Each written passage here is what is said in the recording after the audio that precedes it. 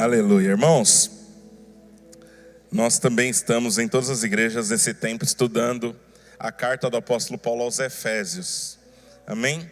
Aqui na igreja local nós estamos um pouco atrasados em comparação com as outras igrejas, porque nós viemos numa série de Atos, e aí nós terminamos um domingo depois, e aí nós interrompemos a semana passada também, porque tivemos um espetáculo de Páscoa. Quantos foram abençoados aqui no domingo passado? Gente, eu fui abençoado demais, gente. Jesus amado. Eu não sei quantas vezes eu vi o vídeo que postei no meu perfil da Laísa Rafaela cantando as canções, irmãos. Fui abençoado demais aqui a semana passada. Se você não estava, perdeu. Eu dei uma conferida, não inteiro, mas ficou muito boa a gravação. Então se você quer ir na sua casa e conferir o que nós vimos aqui a semana passada, tenho certeza que você será abençoado, porque foi uma bênção. Amém, gente? Glória a Deus. Nós estamos então estudando a carta do apóstolo Paulo aos Efésios. É uma carta muito preciosa, é uma carta muito rica, e essa carta revela o mistério de sermos igreja. Amém, irmãos? Ser igreja é um mistério, irmãos. O Deus Todo-Poderoso, o mundo está contido nele. No entanto, ele mora dentro do coração de um crente também. Amém? Glória a Deus. O Espírito Santo mora dentro do meu coração. O Espírito Santo mora dentro do teu coração. Quantos podem dizer glória a Deus? Aleluia. Se o Espírito Santo mora dentro do teu coração, se você entrou aqui cansado, se você entrou aqui triste, se você entrou aqui com alguma espécie de luta, eu quero profetizar que a paz dele vai invadir a sua vida nesse lugar. Amém? Se você entrou nesse lugar precisando de direções, a graça do Senhor vai trazer respostas ao seu coração aqui nessa manhã. Amém, igreja? Gente, eu quero dizer pra gente, nós somos amados do Deus Todo-Poderoso. Isso é privilégio pra chuchu. Aleluia. Isso é muito bom.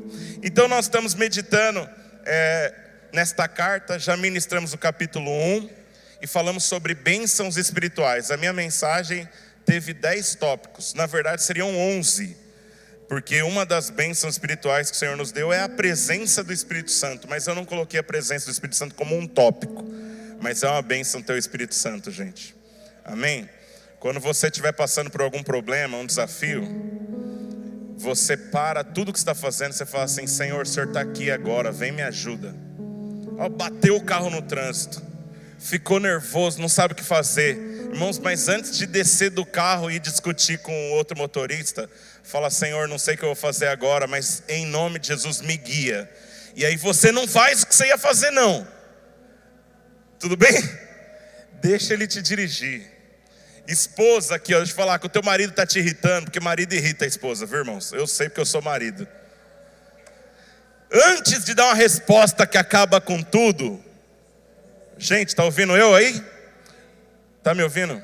Antes de dar uma resposta que acaba com tudo, fala assim: Senhor, esse homem é uma bênção na minha vida, me dá graça para ser uma mulher sábia, segundo o padrão da tua palavra em Provérbios 31. A tua palavra diz que eu sou virtuosa, aleluia, eu sou virtuosa mesmo. Eu vou dar uma resposta de virtuosa agora aqui, ó. Amém? Maridão, deixa eu falar um negócio para você. Ama a sua esposa com o amor do Senhor, meu filho. Amém? Às vezes você está num momento de aperto. Eu sei a responsabilidade de ser um pai de família. A gente tem que dar tantas respostas. Ore, meu filho. Senhor, o Senhor mora dentro de mim. Me ajuda aqui a dar resposta para esse meu desafio agora. Aleluia. É bênção ou não, gente? Eu não sei de você. Só de falar isso aqui, eu estou sentindo a presença dele. Ela é maravilhosa. O Espírito Santo é um companheiro divino. O melhor amigo que nós temos, gente. Aleluia. Tão bom tê-lo aqui conosco, Senhor. Eu quero falar para você, eu quero que você me entenda, mas mais do que você me entender, eu quero que você seja abraçado pela presença dele, porque muda tudo, gente. Amém? E aí no capítulo 2, irmãos, nós falamos sobre a salvação, a beleza da salvação. Então a palavra que eu ministrei há 15 dias atrás, a salvação é uma bênção. Aleluia. Glória a Deus. Aleluia. Fala para ela que ela é muito bem-vinda aqui, Cláudio, por favor. Nós amamos você. Amém. Glória a Deus. Glória a Deus. Obrigado, Senhor. E hoje nós estamos aqui para falar sobre o capítulo 3. Amém? E sabe que a gente move por fé, né? A gente tinha pessoa falando em libras antes de ter uma pessoa que precisava, né? Agora o homem está afinado, ela está aqui para ouvir o evangelho. Glória a Deus. Aleluia. Irmãos, e nós então queremos falar sobre o capítulo 3. O tema da minha palavra hoje é desafiador de você entender, porque eu escrevi essa palavra, os pastores ministraram, e eu escolhi usar o termo em grego. O termo é prosagoge. É para ficar impactante mesmo. Talvez você não guarde, mas você vai lembrar que é um nome difícil. Eu queria que você repetisse comigo, diga assim, prosagoge. Prosagoge é o termo usado na palavra de Deus, escolhido pelos escritores, debaixo da revelação do Espírito Santo, para designar o acesso que foi dado aos filhos de Deus, à presença de Deus. Amém? Abra sua Bíblia em Efésios 3, por gentileza. Efésios 3. Prosagoge. Aleluia.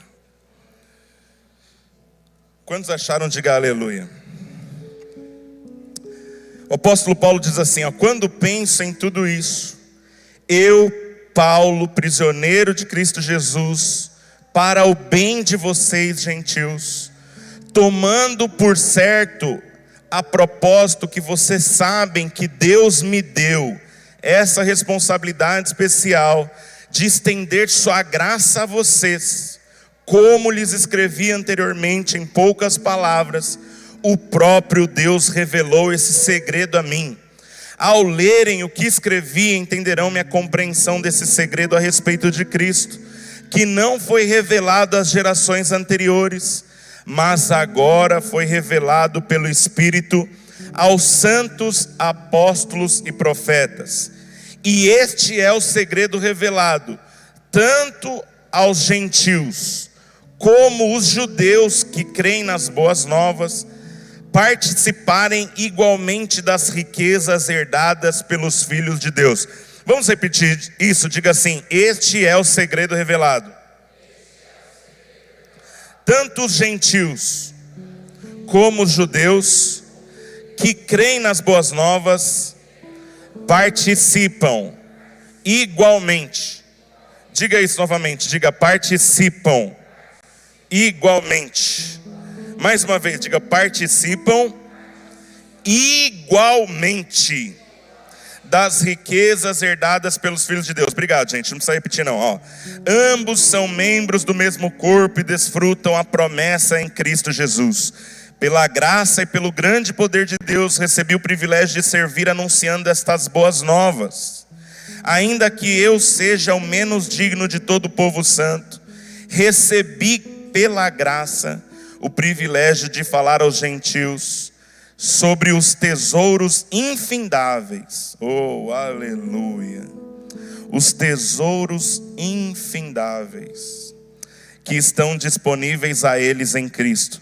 E de explicar a todos esse segredo que Deus, o Criador de todas as coisas, manteve oculto desde o princípio. O plano de Deus era mostrar a todos os governantes e autoridades nos domínios celestiais, por meio da sua igreja, as muitas formas de sabedoria divina. Esse era o seu propósito eterno, que ele realizou por meio de Cristo Jesus nosso Senhor. Por meio da fé em Cristo, agora nós, com ousadia e confiança, temos acesso à presença de Deus. Vou ler de novo o verso 12 também. Por meio da fé em Cristo, agora nós, com ousadia e confiança, temos acesso à presença de Deus. Por meio da fé em Cristo, agora nós, com ousadia e confiança, temos acesso à presença de Deus. Portanto, peço-lhes que não desanimem por causa das minhas provações. É por vocês que sofro, a honra é de vocês. Eu tenho falado e repetido, e não há problema repetir, porque isso você vai guardando. Essa carta, ela foi escrita durante a última prisão do apóstolo Paulo. O apóstolo Paulo foi preso em Jerusalém. Ele estava voltando da sua terceira viagem missionária, a viagem na qual ele evangelizou cristãos lá em Éfeso. Pessoas se converteram, uma igreja nasceu na ida, durante o primeiro movimento da sua viagem. Na volta, depois de um ano, ele passa ali, é uma igreja estabelecida. E anos mais tarde, aqui preso, ele escreve uma carta àquela igreja. Tenho dito para os irmãos que a carta aos Efésios não é uma carta de exortação, não é uma carta de correção. Paulo não tem um chicotinho na mão para corrigir práticas erradas. A igreja aos Efésios, pelo menos nessa época aqui, é uma boa igreja. Eu digo pelo menos nessa época aqui, porque eu não falei isso nas minhas mensagens anteriores, mas quando a gente chega lá em Apocalipse, nós vamos encontrar que o apóstolo João vai dizer a essa igreja, que essa igreja tinha labor, que ela tinha perseverança, mas que lá na época de João, lá, 90 anos depois do nascimento de Jesus, essa igreja de Éfeso tinha perdido o primeiro amor. Mas essa igreja aqui, nesta época, ainda não tinha perdido o primeiro amor, não. Amém, gente? E o apóstolo Paulo está escrevendo uma palavra de encorajamento. Então é muito bom nós sabermos isso, porque só de saber isso, você sabe por que o pastor Márcio está pregando. Essa mensagem, essas mensagens da carta de Efésios, elas têm um objetivo para nós aqui. Nós chamamos essa série aqui de Assentados com Cristo. Qual é o nosso objetivo como pastores quando nós estamos pregando a carta aqui aos Efésios? Nós estamos encorajando cristãos fiéis. O que nós queremos encorajar aqui? Irmãos, nós queremos encorajar que você esteja apaixonado pelo Evangelho. Então, quando nós falamos aqui no capítulo 1 das bênçãos espirituais, nós estamos encorajando você a olhar para aquilo que Deus te deu. Não para aquilo que é terreno, não para aquilo que é material, mas para aquilo que você recebeu do Senhor. O maior presente que nós recebemos do Senhor é a própria vida do Senhor. Jesus é a mais bela expressão do amor de Deus. Ele é o melhor presente para nós. O Espírito Santo para nós é o melhor que nós recebemos de Deus.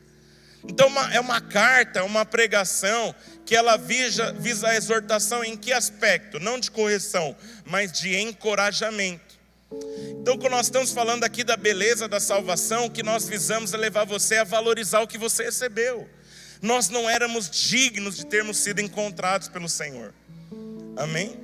E esse também é o cunho da minha terceira pregação hoje. Eu tenho um alvo específico. Eu vou falar muita coisa, mas o que eu quero é só que você lembre de uma coisa que eu vou dizer agora. Você recebeu acesso.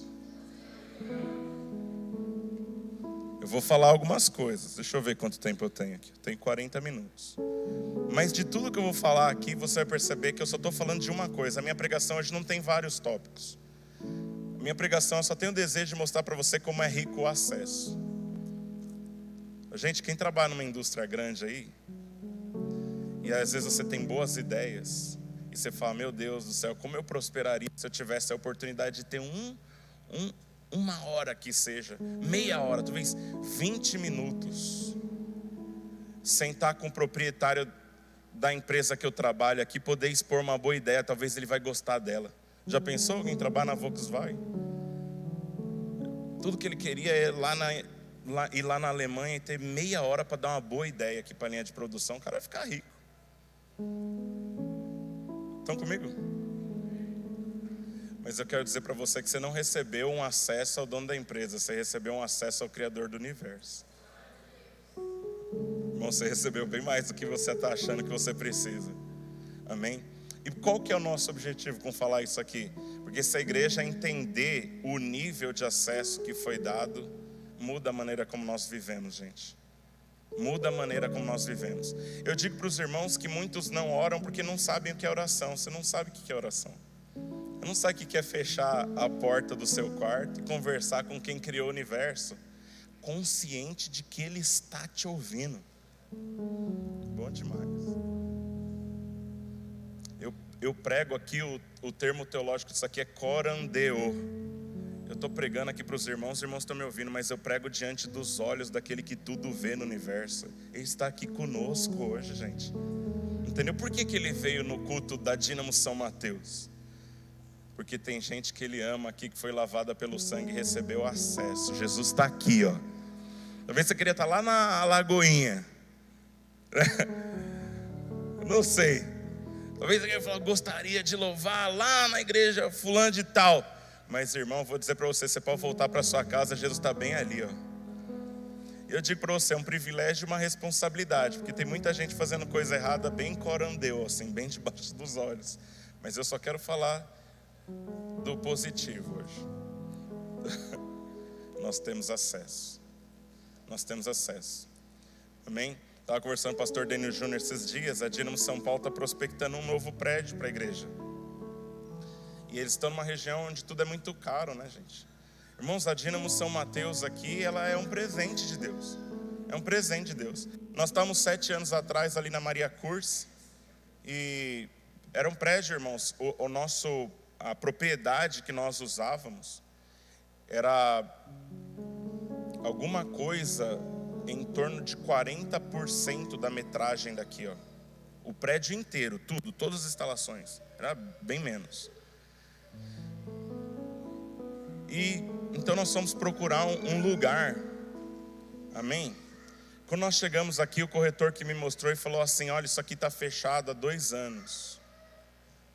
E aí a pergunta é isso, mas nós temos acesso ao proprietário?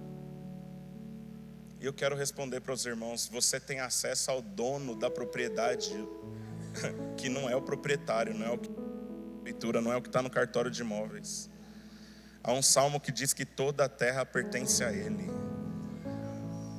A Bíblia diz que a terra é o estrado dos seus pés. Você tem acesso, filho. Esses dias eu saí aqui, porque eu estou pleiteando algo para um dos meus filhos. Eu estou sonhando grande. E eu não tenho condição disso aqui que eu estou sonhando. Eu não vou falar porque é uma coisa para a gente gerar em oração lá em casa. Mas eu saí com uma pessoa para conversar a respeito disso. E eu saí assim animadaço assim, ó. Eu vou conversar sobre isso porque o não eu já tenho. Sabe aquela história? Mas sabe qual é a questão? A questão não é se eu tenho dinheiro para mandar o filho para lá, irmãos. A questão é se o dono do universo quer que ele esteja lá. Porque se ele quer que esteja lá, irmãos, eu tenho acesso em quem manda dinheiro, quem manda passagem, quem manda tudo. Amém? E esse é um tempo em que, quando nós falamos aqui, a sua fé precisa ser ativada. Então quem é pai aqui, deixa eu dizer para você, o que você não tem acesso para o seu filho? Você tem acesso àquele que dá acesso. Entendeu? A Bíblia diz que as chaves estão nas mãos de Jesus. A chave que abre a porta que ninguém mais fecha. E que fecha portas também que ninguém abre. Porque a gente só gosta de porta que abre. E eu quero dizer para você, quando a porta fecha também, ele fechou, filha, porque ele tá te protegendo. Nem tudo que está fechado vai permanecer fechado, mas tem coisa que está fechado porque ele fechou, porque ele não quer que você entre ali. Porque ele já sabe que aquilo não é bom para você. Tem gente que está num tempo maravilhoso na sua vida, mas tem gente que tem tido acesso no deserto. E eu quero dizer para você que o deserto com Deus é um lugar onde o seu pé cresce junto com o calçado. O deserto para você é um lugar onde a água mina da pedra. O deserto para o povo de Deus é um lugar onde águas amargas se tornam doces, saborosas, frescas. Amém? Irmãos, há oásis no meio do deserto para quem está caminhando com Cristo. E eu digo para você onde está o oásis. O oásis não está num lugar onde você vai chegar, o oásis está bem aqui, ó. O oásis é um lugar que eu acesso quando eu faço isso aqui, ó.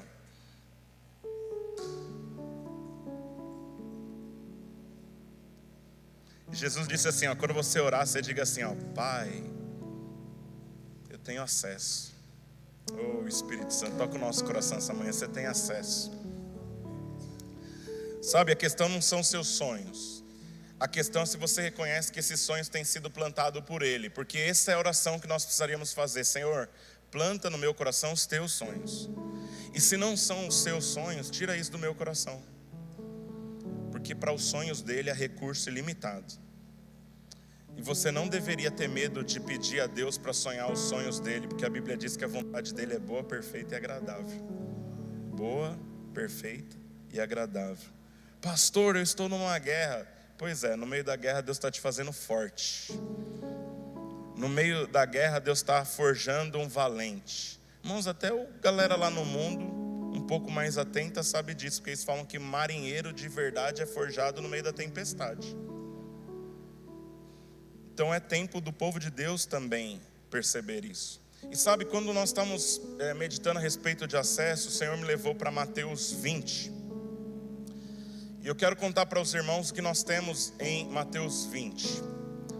Em Mateus 20 nós temos uma parábola. Jesus conta uma história, e ela é uma história que às vezes ela é mal compreendida. Qual é a parábola? A Bíblia vai dizer que existia um dono de uma vinha. Então alguém cultivava uvas, e que ele sai da sua propriedade, vai buscar trabalhadores para trabalhar ali no dia normal, um dia comum de trabalho. E a Bíblia vai dizer que ele sai 6 horas da manhã, ele chega numa praça no centro da cidade, e ele encontra gente desempregada. Aí ele pega aqueles trabalhadores, ele coloca ali no seu carro e leva para a sua vinha. Combina um salário pelo dia de trabalho. Então eles começam a trabalhar às 6 horas da manhã, mas a Bíblia diz que esse mesmo proprietário da vinha, ele volta às 9 horas da manhã e encontra outros trabalhadores que acordaram um pouquinho mais tarde talvez. Eles também estão ali desempregados. E aí esse senhor, dono dessa vinha, também faz um convite a eles: vamos trabalhar na minha vinha, e combina um salário pelo dia de trabalho. Aí a Bíblia diz que esse senhor, ele volta meio-dia naquele lugar, volta 3 da tarde, ele volta 5 da tarde. E esses trabalhadores foram chamados todos para trabalhar até 6 da tarde. Então alguém começou às 6, alguém começou às 9, alguém começou meio-dia, alguém começou 3 da tarde, alguém começou 5. Só que a questão dessa parábola que Jesus contou é que todos eles receberam a mesma proposta do dono da vinha. E a proposta era de um salário que seria exatamente o mesmo para aquele que começou às 6, o mesmo para quem começou às 9, o mesmo, mesma quantia. Aquele começou meio-dia, 3 da tarde às 5. E talvez alguns dos irmãos aqui que já estudaram isso, já leram, em algum momento você falou assim: poxa, mas Deus é injusto, né?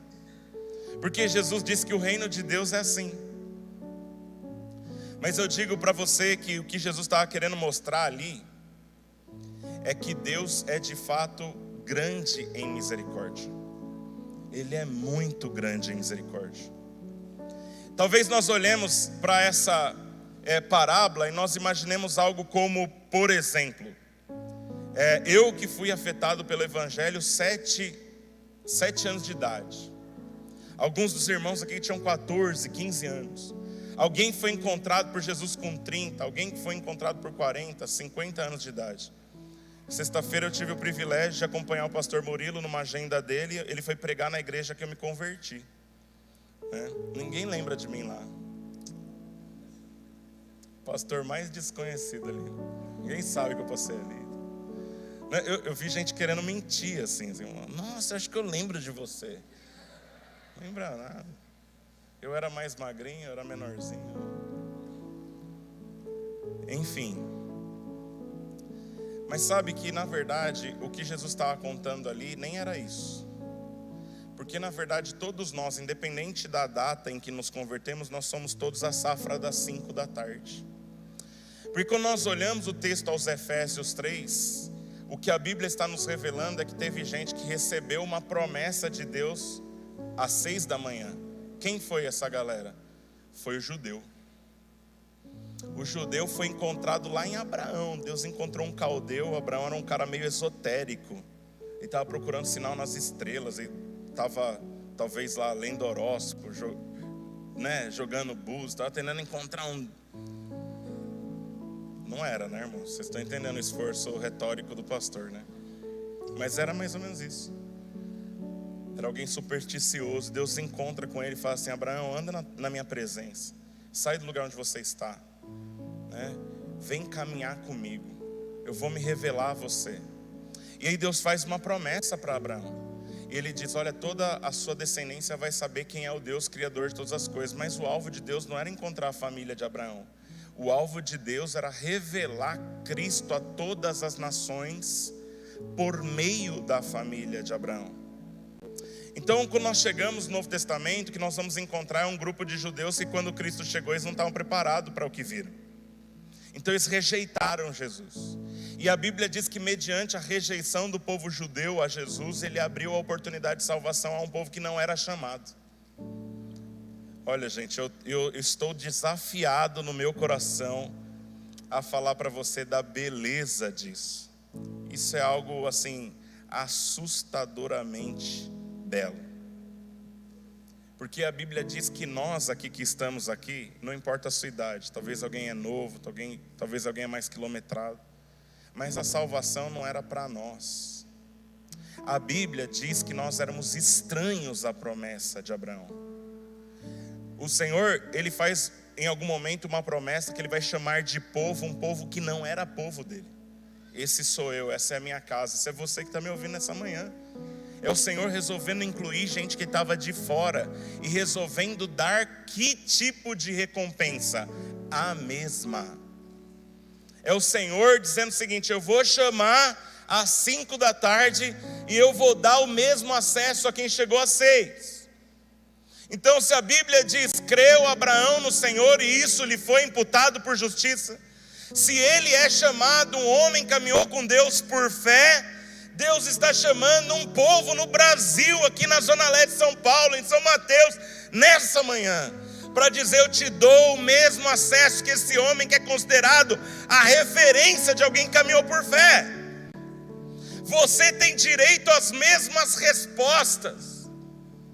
Se um dia Abraão, ele teve encontro com Deus, se um dia Moisés teve um encontro com Deus, Moisés ali já estava caquético, 70 anos, ele já tinha escrito que não tinha mais condição com 70 anos dele viver algo em Deus.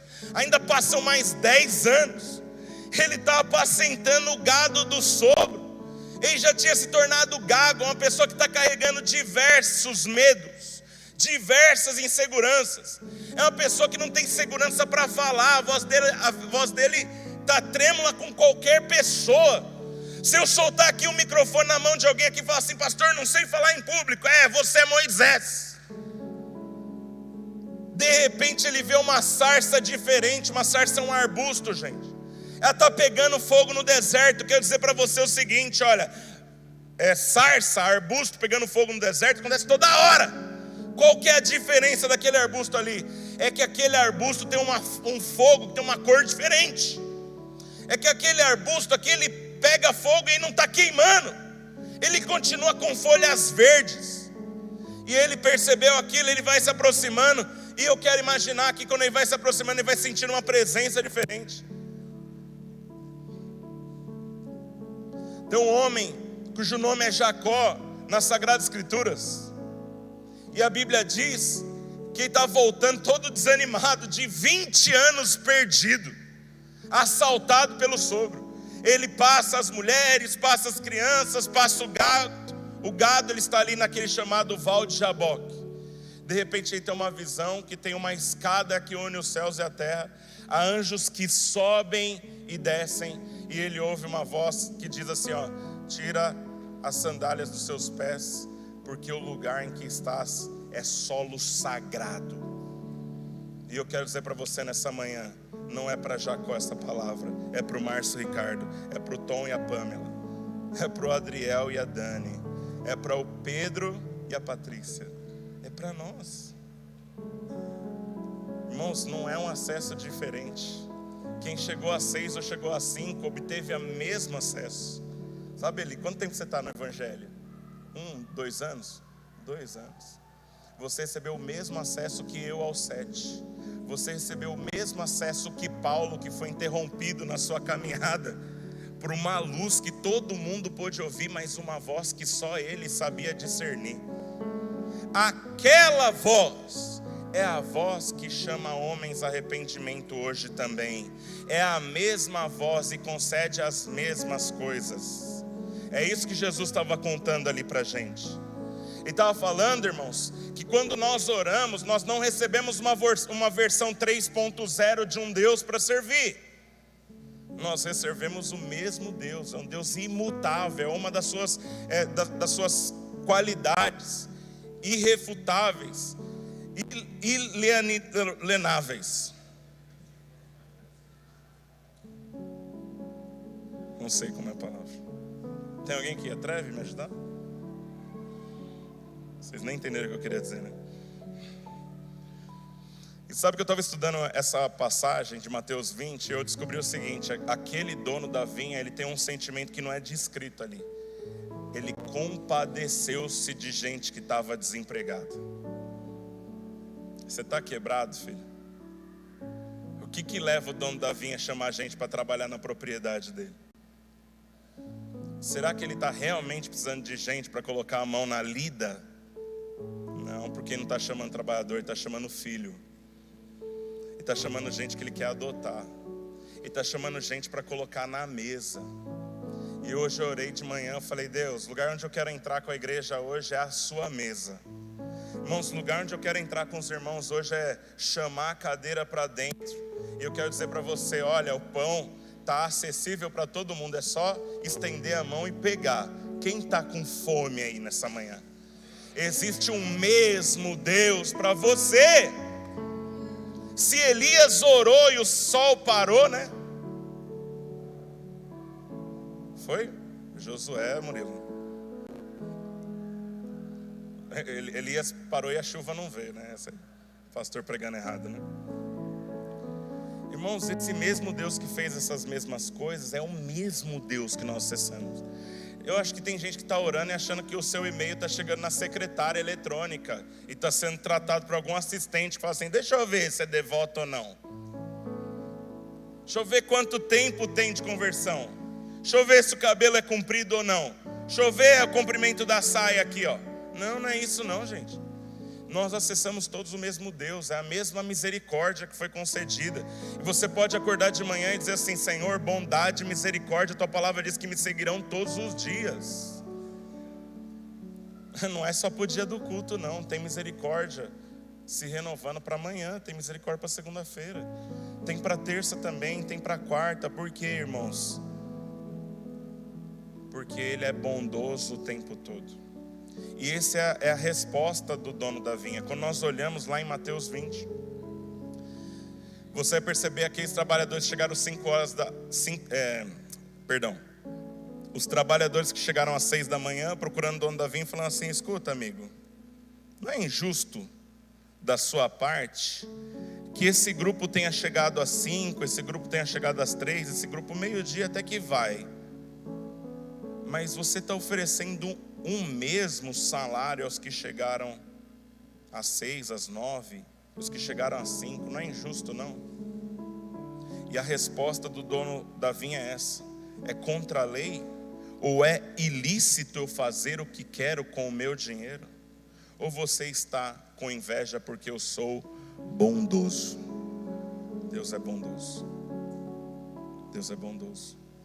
Talvez esteja alguém nessa manhã aqui no culto que talvez fale assim: Deus passou meu tempo, eu acho que não dá mais para eu responder não. Aí eu quero dizer para você o seguinte, a menos que você já tenha morrido e é só o teu espírito que está no lugar errado hoje, entendeu? O teu corpo está no sepulcro e você veio cultuar e você é uma alma penada, e eu acho que não é o caso. Então você está no tempo certo da visitação da misericórdia de Deus nessa manhã aqui. Você está no tempo certo de descobrir que tem acesso para você consertar a sua vida de uma vez por todas hoje aqui. Você está no tempo certo de ouvir que Deus tem propósitos para a sua vida ainda. Você está no tempo certo de eu dizer para você que aquele que te chamou é fiel para cumprir exatamente aquilo que Ele disse que vai fazer. Você está no tempo certo de ouvir que aquele que começou uma boa obra na sua vida é fiel para completá-la até o dia de Cristo. Você está no tempo certo para ouvir de mim: se o seu casamento terminou, Ele te ama. Se o seu filho está fora de casa, Ele te ama. Seu marido foi embora, Ele te ama. Sua esposa foi embora, Ele te ama. Você quebrou a perna, Ele te ama. Está desempregado, ainda tem misericórdia. Então qual é o tempo de corrigir, pastor? É o tempo em que eu descubro que eu tenho o que, irmãos? Acesso. E Paulo diz isso aqui aos Efésios 3:12, a palavra é linda: por meio da fé agora, olha como ele diz, com confiança e ousadia. Vamos todos dizer? Diga assim: com confiança e ousadia. Irmãos, não dá para falar assim: confiança e ousadia.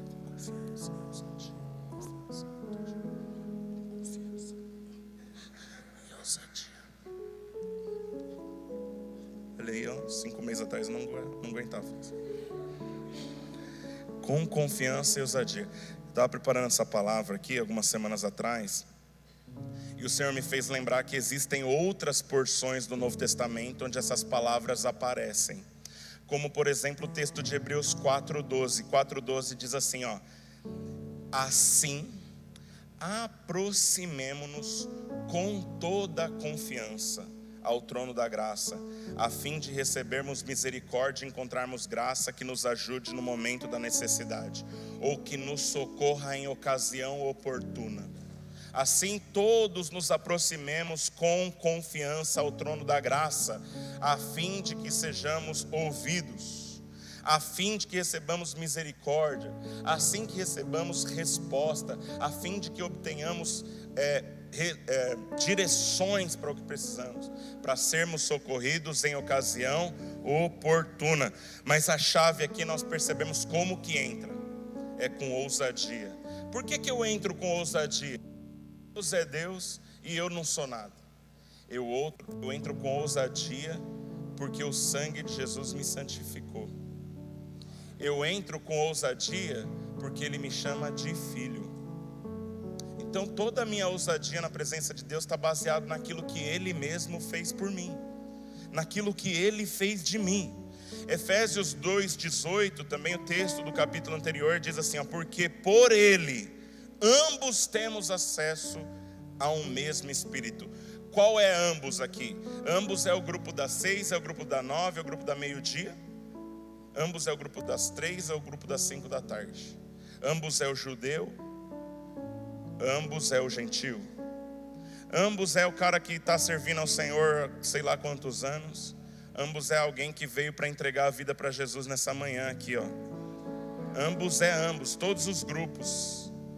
Ambos é o cara que conhece muita teologia, ambos é o cara que conhece pouco, mas tem coragem de ter fé, de acreditar naquilo que Deus está falando.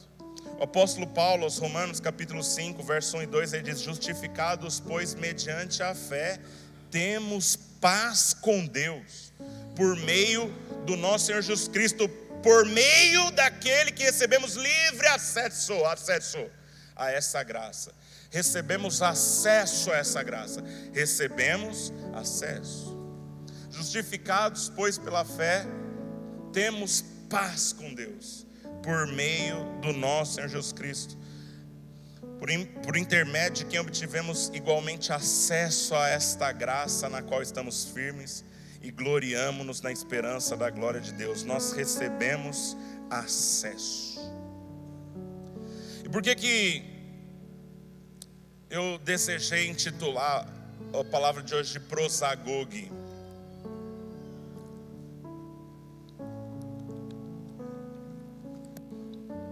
Porque os homens que escreveram a palavra de Deus, eles foram inspirados. Eles foram inspirados pelo Espírito Santo a colocar cada vírgula no lugar onde elas estão. Os homens que receberam inspiração para produzir o texto bíblico, eles foram inspirados para escolher as palavras. E existe uma chave em prosagogue que eu quero explicar para você. O que é prosagogue? Existe um pastor americano que eu acompanho. Quero convidar você a acompanhar também. Um cara muito precioso. Ele grava vídeos diários. Ele chama Pérolas Preciosas do Grego. E ele faz vídeos de 2,5 minutos a 3. Ele grava pequenos vídeos, ele vai falando de palavras originais no grego. E eu aprendi isso com ele. Ele chama Rick Renner, não é a dupla sertaneja não. Irmãos, ministrei essa palavra para os pastores umas semanas atrás. O André Galina começou a cantar a música do Rick Renner, não é? Meu Deus do céu. Mas esse pastor, ele é um missionário. Então, um pastor americano que durante algum tempo ele serviu a Deus, ministrando o evangelho dentro da Rússia. E a Rússia era fechada para o evangelho naquele tempo, mas nós não estamos falando dos dias de hoje, nós estamos falando de décadas atrás. E naquela oportunidade, esse pastor, esse missionário chamado Rick Renner, que não é a dupla sertaneja, ele ligava semanalmente para conversar com a família dele na América do Norte. Para ele conseguir essa ligação com o DDI, essa ligação internacional, ele tinha que agendar para fazer a ligação. Ele tinha que pedir a ligação no mínimo 24 horas antes. E ele tinha que ficar atento, porque essa ligação era liberada naquele instante que foi pedido.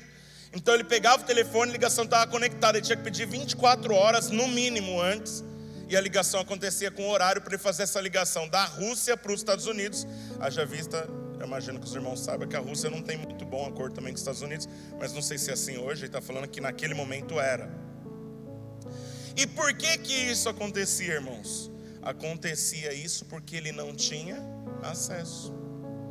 E esse irmão, ele descreve que Prosagogue, nos tempos bíblicos, ela descrevia um acesso que alguém tinha dentro do tribunal. É um acesso imediato, um acesso VIP que você tinha dentro de tribunais.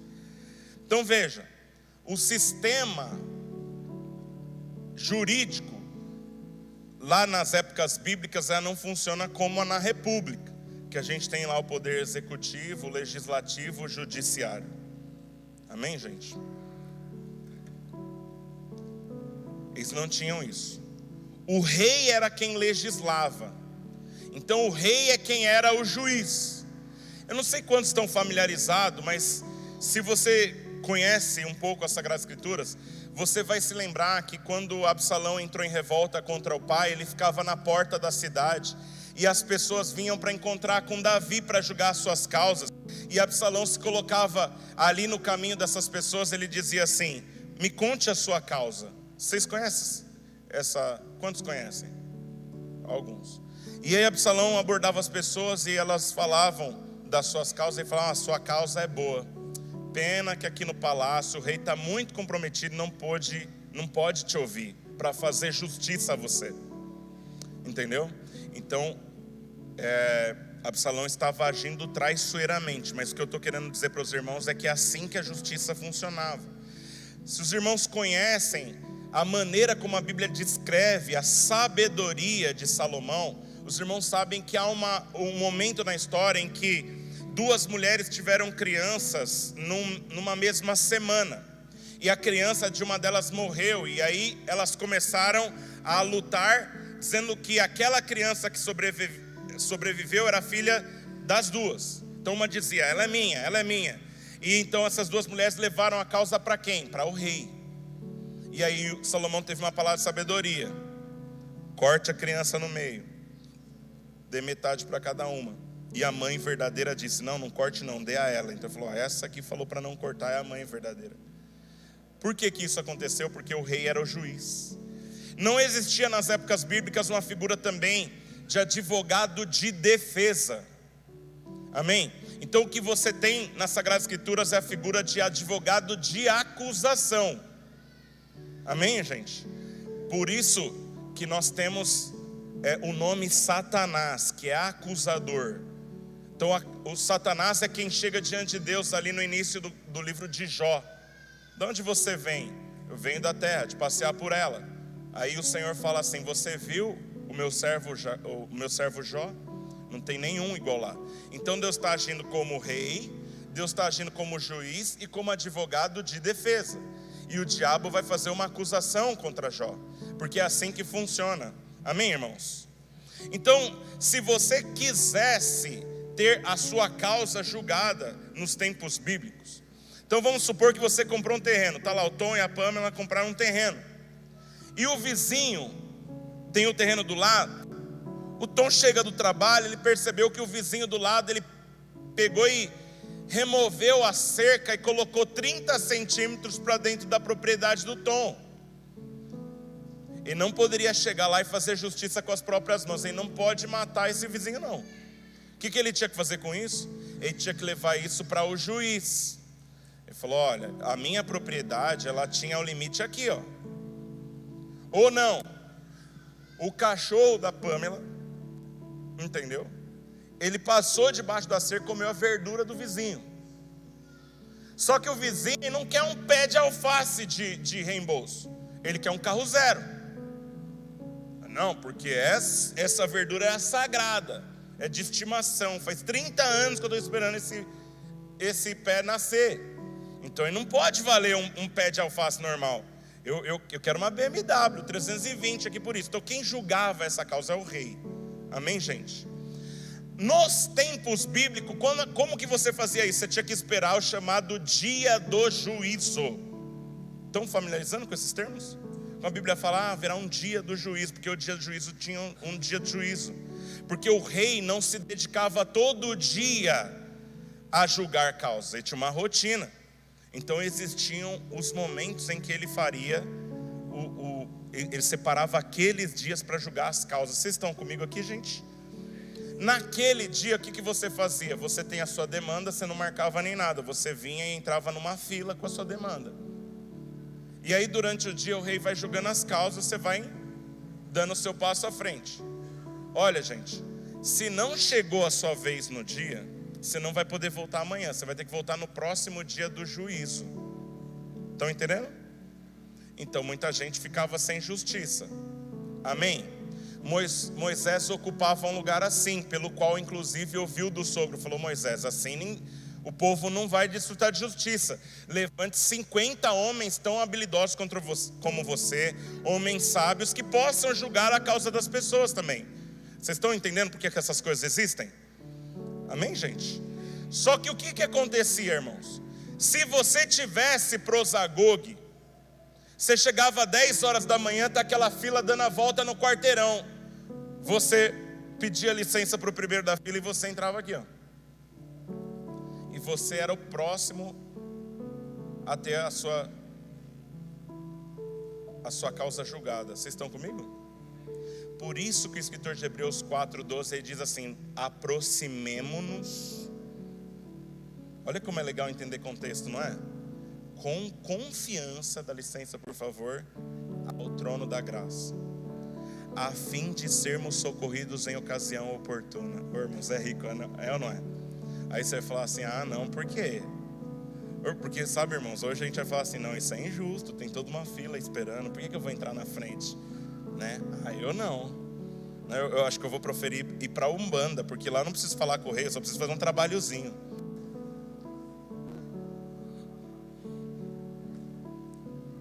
Mas é assim. As pessoas falam, não, Deus está muito ocupado para ouvir a minha oração. Por que prosagogue era concedido a alguém? Prosagogue era concedido aos membros da família do rei. Então, quem é que possuía prosagogue? Prosagogue é algo que se dava aos filhos do rei, aos príncipes.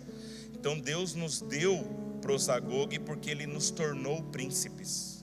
Aí você fala assim, não, pastor, então piorou.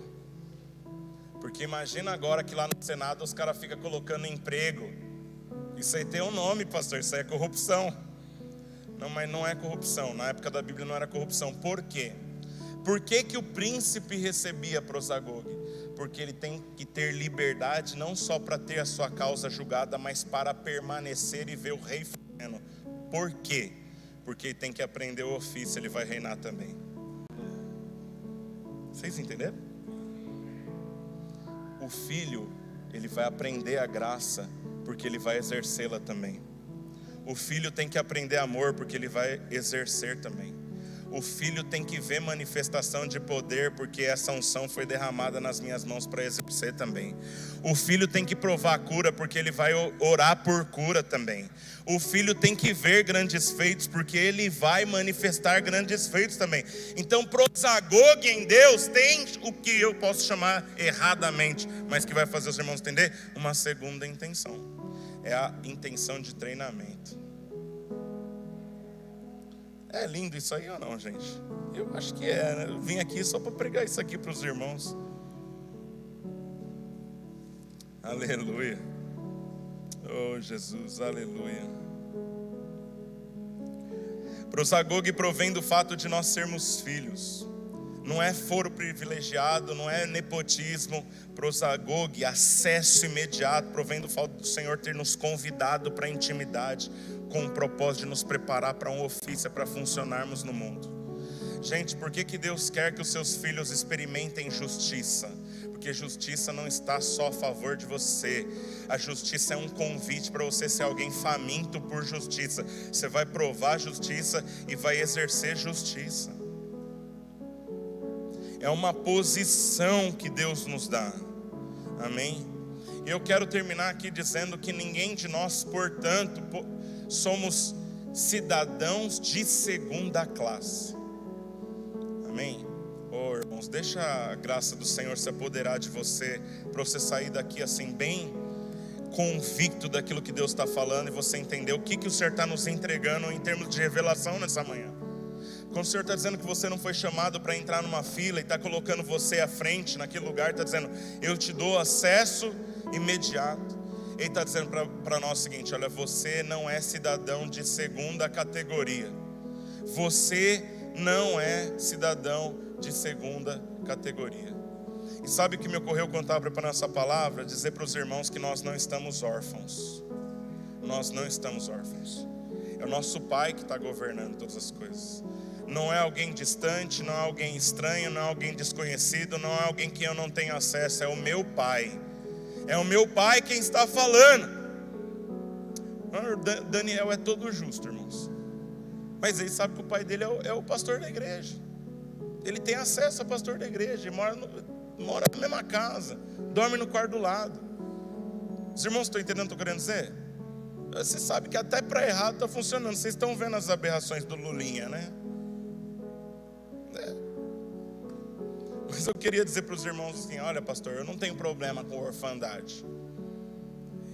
E eu estava lendo um autor e eu tenho a tendência de imaginar que ele está certo. Então me ouça aqui nesses momentos finais. Tem um autor americano, ele diz que todos nós temos um órfãozinho dentro de nós. Todos nós temos um órfãozinho ali. E eu estava meditando sobre isso e eu acho que ele tem razão. Sabe por quê? Porque nós somos separados da glória de Deus por causa do pecado. E a adoção é um fato da graça imerecida. Não é um fato esperado. É a surpresa daquilo que Deus produziu. Então não é fácil você trazer o órfão para casa. Os irmãos estão me ouvindo falar que eu estou estudando a vida de Davi com a Ana Clara aqui 2 meses já, né? Não, pastor, não termina nunca mais. Não termina, a gente está um pouco lento, né? Mas você sabe que depois que Saul morreu, os filhos dele ficam órfãos, né? A não ser Jonatas, que morreu com ele. Mas Saul tinha Esbocete, tinha Mefibosete, por exemplo. Mefibosete é o filho do rei, mas quando ele foi chamado para jantar com Davi, e ele, para piorar as coisas ainda, quando ele era pequeno, a ama dele, ele cai do colo dela, ela tropeça, ele cai do colo dela e quebra as pernas. Então ele cresce, um menino que é coxo e não tem movimento das pernas. Então Mefibosete é introduzido com toda a vergonha de ser o filho do rei antigo, e está órfão, e com a vergonha de ser o filho do rei que é inimigo do rei agora. E ele não sabe qual é a intenção de Davi. E Davi tem uma intenção nobre. Ele tem a intenção de honrar Saul. Olha, gente, é maravilhoso saber que Deus chama de amigos os que antes eram inimigos. Se você não se identificou com o que eu falei, é o seguinte: quem era inimigo era eu. O meu pecado me fez inimigo de Deus, é o que as Sagradas Escrituras dizem. Então, quando eu sou adotado, existe um órfão que tem que ser curado.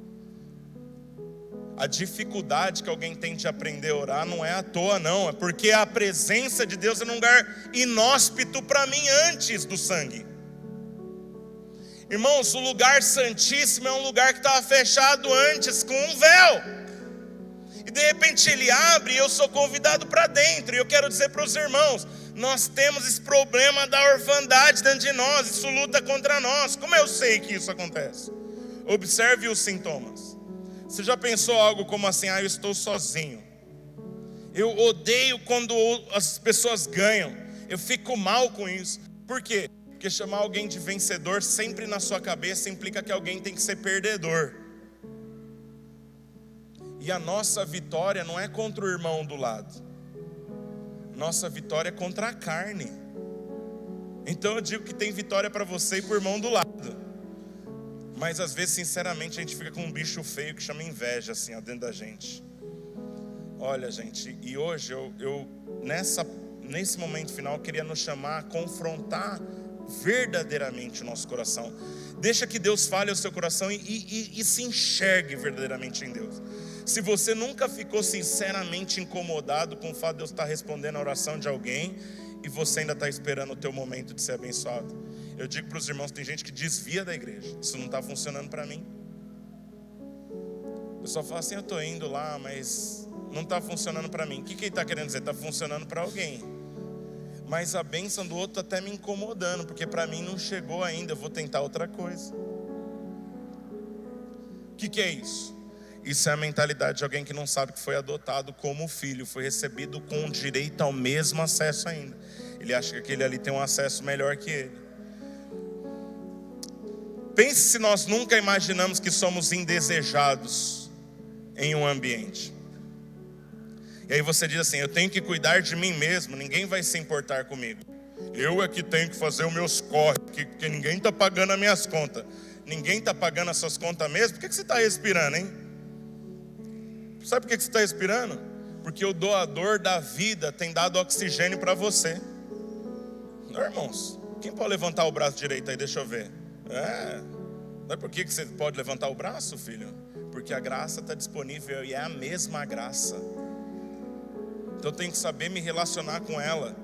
Amém? Porque eu não sou indesejado, eu sou muito desejado por Deus. Prova é que Ele está me dando saúde.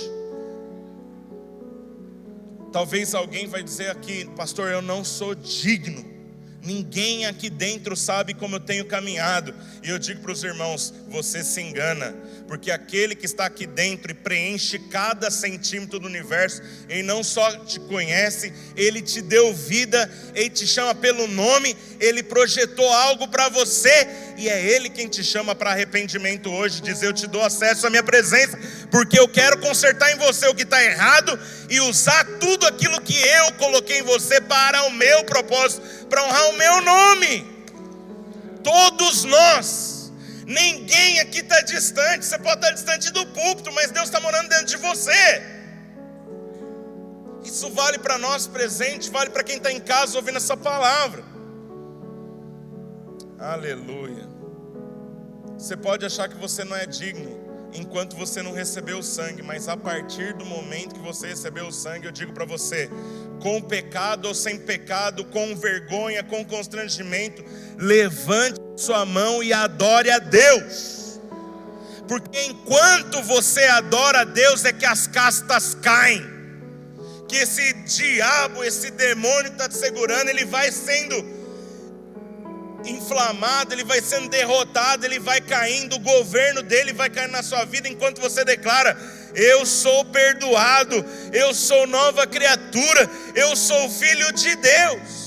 Eu fui chamado para ser santo, eu fui chamado para governar o universo, eu tenho Deus Criador de todas as coisas dentro de mim, morando dentro de mim, oh aleluia, eu sei que a minha oração é ouvida. Irmãos, eu peguei e estava contando, às vezes eu estou enfrentando umas lutas esses dias com algumas situações, eu estava contando algo para minha esposa anteontem, e eu dizia para ela, sabe qual que é o problema do diabo? É que o diabo, ele quer me dizer o que eu já sei. Ele quer me convencer de que eu não sei o que eu sei. Eu sei que eu não sou ninguém. Eu sei que eu não tenho nada atraente para Ele. Mas eu também sei que eu fui escolhido. Eu sei que o dedo dele apontou na minha direção. Eu sei que eu fui alvo do sangue do Cordeiro. Eu sei que o meu nome está escrito naquele livro lá. Eu sei que nada pode me separar do amor de Cristo. Eu sei que eu tenho acesso. E vim dizer para você, todos nós temos, e a Bíblia diz que nada pode nos separar do amor dele. Irmão, sabe que é nada? É nada. Nada é nada. Talvez você fale assim, pastor, o senhor não sabe como foi minha semana. Minha semana foi inferno. Eu falei tudo que eu não deveria falar. Pois é, eu estou aqui para te dizer. E quando você falou o que eu queria dizer, 2000 anos atrás, ele estava lá no Getsemane chorando e falou assim, perdoa aquele pecado lá, Senhor.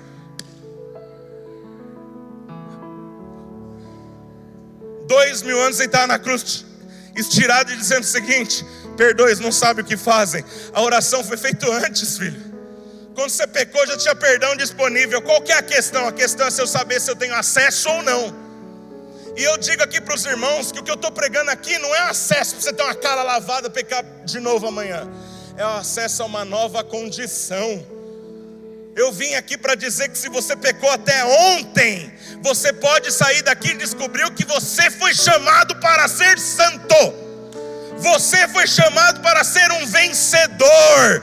Você foi chamado para ter uma vida restaurada. Você foi chamado para viver de maneira diferente. Você foi chamado para construir sobre o fundamento que é Cristo. Oh! Aleluia! Deixa eu dizer algo para você. Você não tem valor só quando você tem sucesso. Como é que eu sei disso, pastor? Eu sei disso porque quando Jesus estava saindo no Rio Jordão, não tinha nenhum milagre que ele tinha feito já. Quando Jesus estava saindo do Rio Jordão, ele não tinha nenhuma palavra fantástica que ele tinha falado. Quando ele saiu do Rio Jordão, ele não tinha ministrado perdão sobre ninguém ainda. E qual a palavra que ele ouviu? Antes de ir para o deserto ser tentado, antes de começar a labuta dele: esse é meu filho amado, em quem eu tenho prazer. Esse é meu filho amado, em quem eu tenho prazer. Pastor, mas foi para Jesus. E onde Deus te colocou? Deus te colocou nele. Quando tudo está prestes a terminar, está lá Jesus no Monte da Transfiguração. Qual é a palavra? A palavra é a mesma. Este é meu filho amado, a ele ouvi. É a mesma palavra. Gente, eu preciso terminar aqui, mas eu quero dizer para você: você vai embora debaixo de qual palavra hoje? Eu não sei quanto tempo faz que você está ouvindo a respeito da graça de Deus. Eu não sei quanto tempo é que você tem ouvido a respeito de Jesus. Mas eu quero dizer para você o seguinte: a mensagem que você pode ter conhecido há 2 meses, há 3 meses, há 1 ano, há 5 anos, há 10, é uma mensagem que está no universo desde antes de tudo ser criado. Ela está aqui, ó. O barulho do universo é que a Bíblia diz que Jesus morreu antes da criação do mundo. É só o diabo que não sabia disso, que ele é um desatualizado.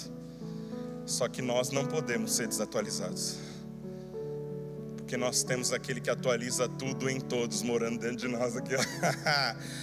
Então deixa o Senhor te contar que o convite está sendo feito a todos nós aqui, ó. Você está com o casamento destruído, o acesso está dado àquele que restaura. Você está lidando com algum vício, você tem acesso àquele que te liberta. Você está lidando com alguma provação, você tem acesso àquele que levanta você como um vencedor. Aleluia. Você está lidando com algum jugo na sua vida, você tem acesso àquele que diz: vinde a mim, todos vós que estáis cansados, sobrecarregados, eu dou alívio a você. Você está lidando com alguma vergonha, o Senhor está dizendo para nós aqui, ó, o mesmo acesso, é o mesmo acesso. Por isso que a gente lê a mesma Bíblia, não precisa que ele fale de novo. Ele está dizendo o seguinte: onde estão os que te acusam? Onde estão os que te acusam? Por que Paulo escreveu agora? Pois já nenhuma acusação há para os que estão em Cristo Jesus. Porque talvez em algum momento Paulo se viu como aquela mulher que foi pega em flagrante adultério, e ele ouviu a mesma palavra, porque é a mesma palavra. A palavra de Deus permanece para sempre. E não precisa escrever um negócio novo. Aliás, essa que é a heresia. A gente está querendo escrever coisas de novo. Porque aí te diz: eu não entendo o que está escrito. Irmão, se você não entende o que está escrito, o autor da palavra mora dentro de você. Pede a ele para te revelar, não escreve outra coisa. É a mesma palavra. E ela é pregada em português, né? Em inglês. Aliás, ela é pregada também em matemática, em geografia. Ela é pregada em Libras. E todo aquele que tem ouvidos ouça o que o Espírito diz à igreja: eu dei acesso aos filhos. Fique de pé no seu lugar. Tem uma canção para a gente cantar? Para a gente ir embora? Oh, Jesus.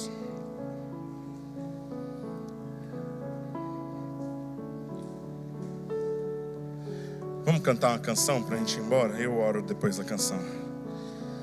Como é que eu adoro a Deus? Eu adoro a Deus sabendo que Ele gosta de me ouvir. Amém, gente? Eu oro sabendo que Ele quer me ouvir. Ele quer me responder. aproximemo-nos com confiança ao trono da graça. Amém? Vamos cantar ao Senhor. Feche seus olhos. Aleluia. Deixa que a presença de Deus se envolva nessa manhã. Aleluia.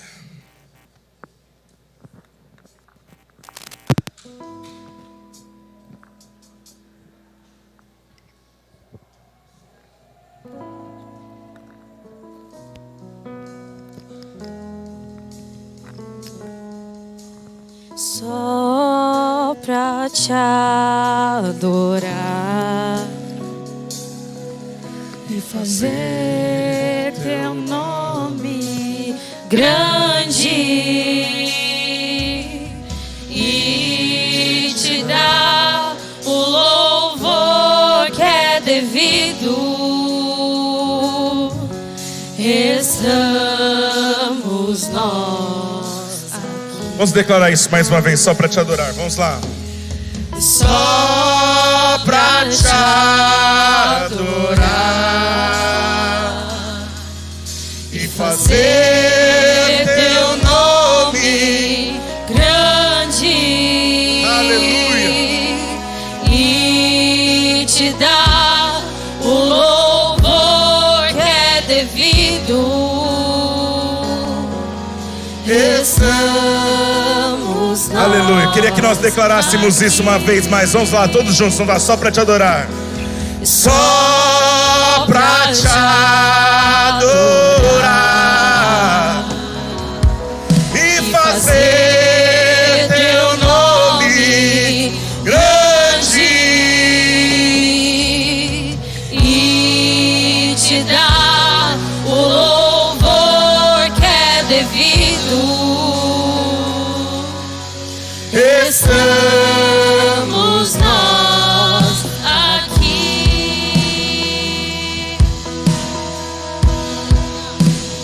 Jesus em tua presença. Jesus, em tua presença, reunimos-nos aqui, contemplamos tua face e rendemos-nos a ti, pois um dia a sua morte trouxe vida a todos nós e nos deu completo acesso ao coração do Pai. E o véu que separava já não separa mais. A luz que outrora apagada agora brilha e cada dia brilha mais. Só pra te adorar e fazer teu nome grande e te dar o louvor que é devido. Estamos nós. O véu que separava, declare isso. O véu que separava já não separa mais. A luz que outrora apagada agora brilha e cada dia brilha mais. Só pra te adorar e fazer teu nome grande E te dar o louvor que é devido.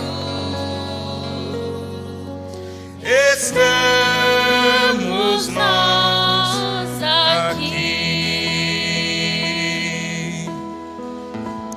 Aleluia. Aleluia. Aleluia. Aleluia.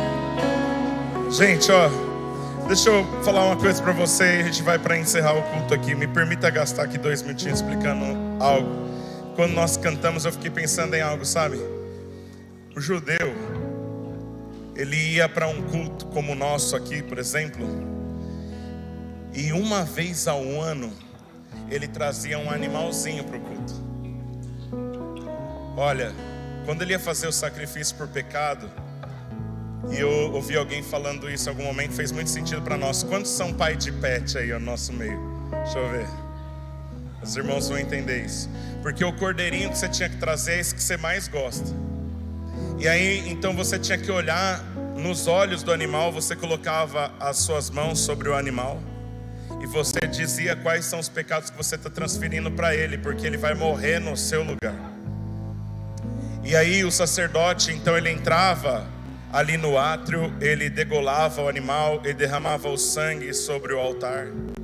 E aquele sangue ele levava, aleluia, lá para aquela cortina, ele abria aquela cortina, ele fazia todo um ritual até chegar àquele lugar santíssimo.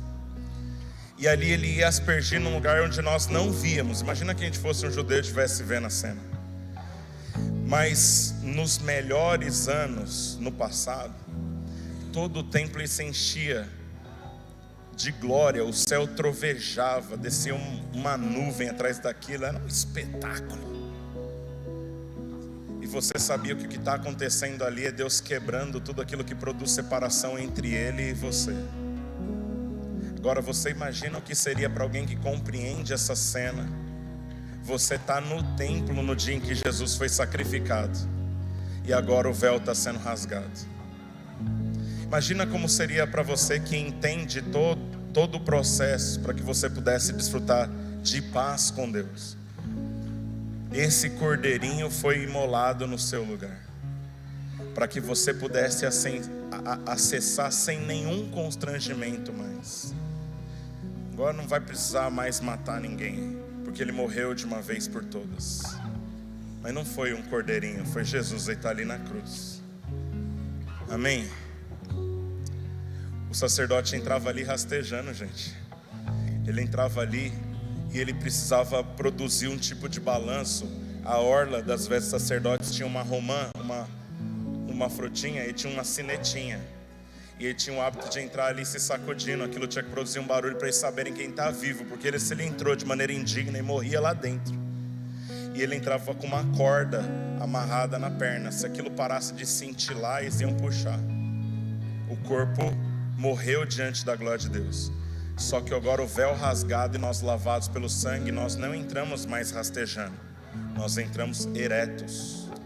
Nós entramos assim, ó. Só que nós não somos ninguém aqui é sacerdote, quanto mais sumo sacerdote.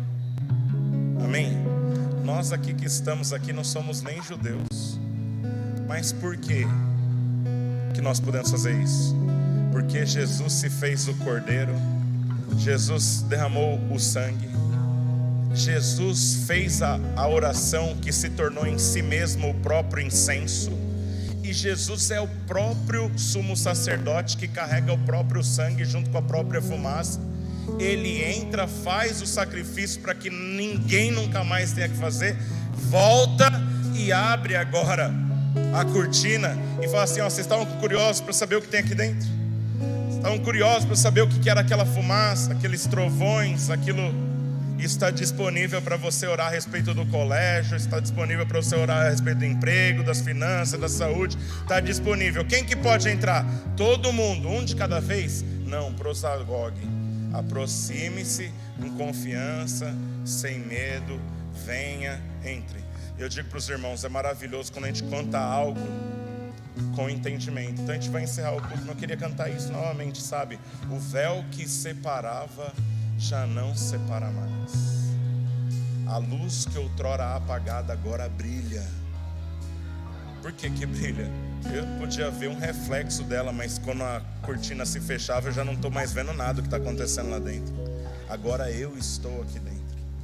E quem abriu é o sumo sacerdote que veio e garantiu a minha entrada. Foi ele que me pegou e puxou pela mão. Vem. Vamos cantar isso novamente com entendimento. Isso é maravilhoso. Vamos lá. Aleluia. Aleluia. O véu que separava, vamos lá. O véu que separava já não separa mais. A luz que outrora apagada agora brilha e cada dia brilha mais. Declare com confiança. Só pra te adorar